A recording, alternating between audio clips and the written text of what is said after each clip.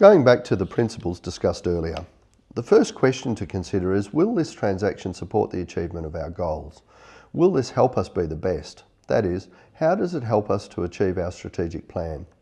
The idea of a large transaction or merger, particularly an opportunistic one that comes about due to a distressed sale or service privatisation, can also be appealing and make boards and CEOs fail to really consider if it's definitely the best way to achieve the mission.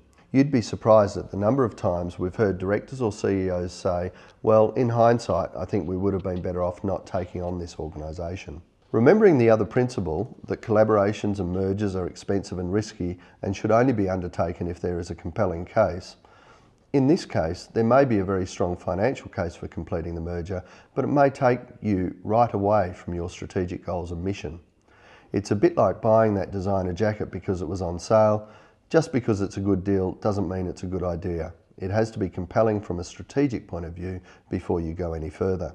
One of the ways to test this is to include in your due diligence the impact of the transaction on your strategy and to compare it with a range of other options. Will it help you to achieve your goals better or sooner than any other transaction? Or is it taking you in a new direction? The latter is not always a bad idea, but it needs to be carefully considered.